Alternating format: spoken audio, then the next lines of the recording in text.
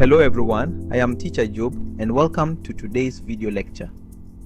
Have you ever wondered how geographers make sense of our complex, interconnected world? Geography isn't just about memorizing capitals on a map. It's about understanding how humans interact with space, nature, and each other. To help us organize everything about our world, geographers use 5 core framework tools known as the 5 themes of geography. Today, we are going to explore each of these 5 themes step by step, using clear, real-world examples right here from the Philippines.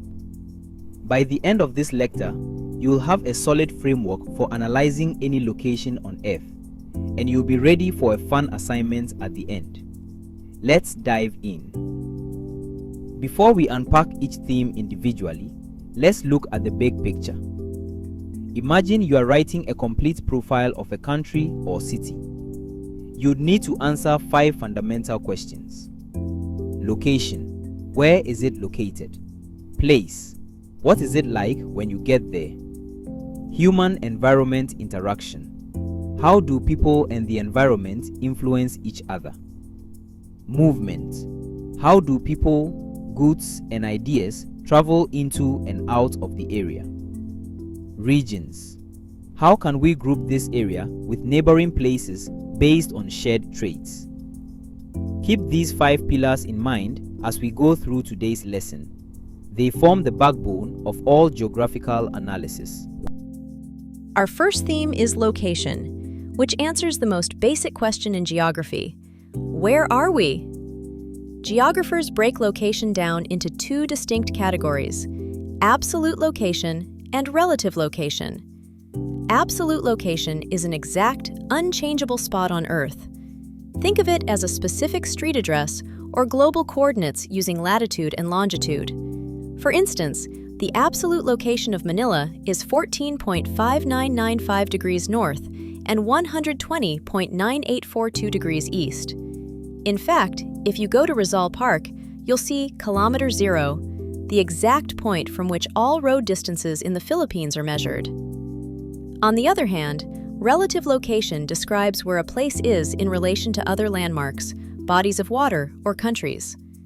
For example, we can describe the Philippines as being located in Southeast Asia, bounded by the West Philippine Sea to the west, the Pacific Ocean to the east, and positioned just south of Taiwan.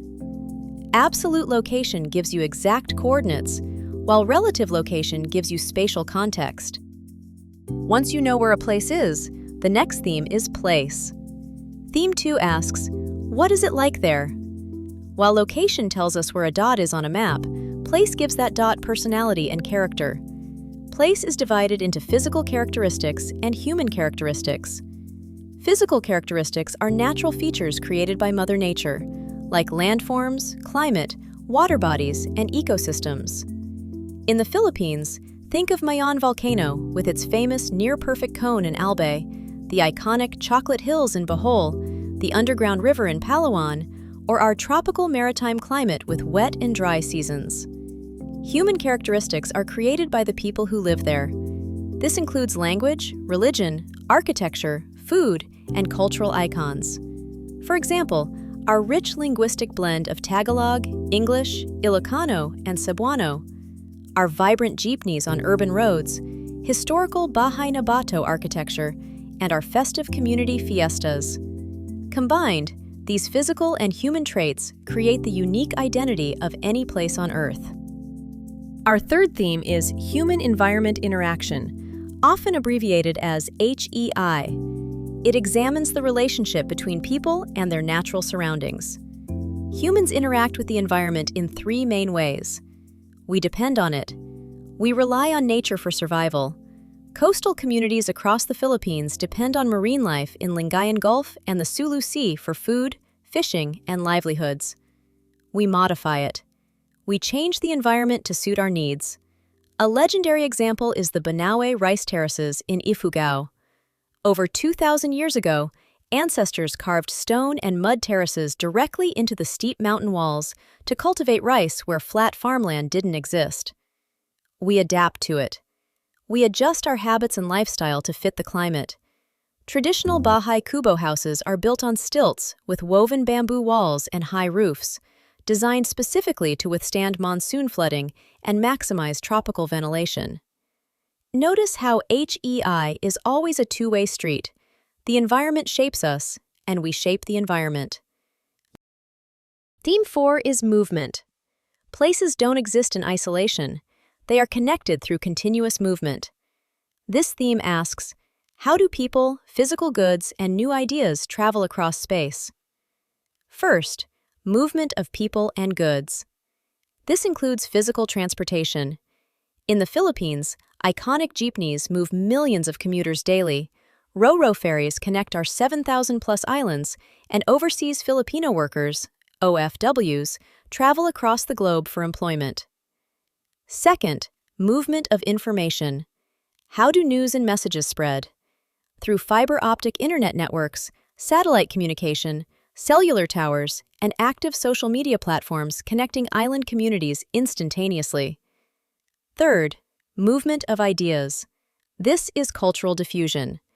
Think about how regional culinary traditions, like Pampanga's original sisig recipe or Cebu's lechon, spread from their local origins to become beloved staples in food hubs across the entire nation and even globally. Our fifth and final theme is regions. Geographers group larger areas together into regions to make them easier to study and compare. There are three types of regions. Formal regions, defined by official, clear boundaries or common official traits. Examples include official political entities like Central Luzon, Region 3, Metro Manila, NCR, or the Bangsamoro Autonomous Region, BARMM.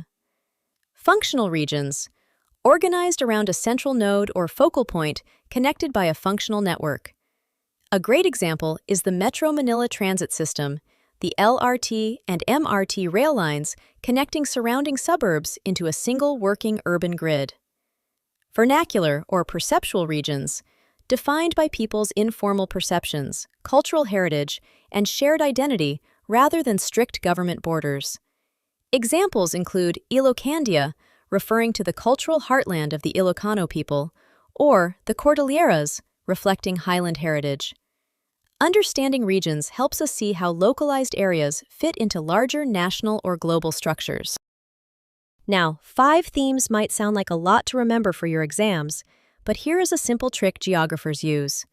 Mr. Help! Just remember the name Mr. Help. M stands for movement, people, goods, ideas. R stands for regions, formal, functional, vernacular. H. E stands for human-environment interaction, depend, modify, adapt. L stands for location, absolute and relative. P stands for place, physical and human traits. Memorize Mr. Help, and you will never forget the 5 themes of geography. Let's do a quick recap of everything we covered today. Location answers, where is it? Using exact coordinates like Manila's 14.6 degrees north, 121.0 degrees east, or nearby landmarks. Place answers, what is it like? Through natural landforms like Mayon Volcano and cultural icons like jeepneys. Human-environment interaction shows how we adapt, Bahay Kubo, modify, Banawe rice terraces, and depend on nature. Movement explains how inter-island ferries, digital telecom, and cultural ideas keep our islands connected. Regions group areas by formal borders, Region 3, functional grids, LRT network, or cultural perception, Ilocandia. Together, these 5 lenses give you a complete geographical toolbox. Thank you for listening.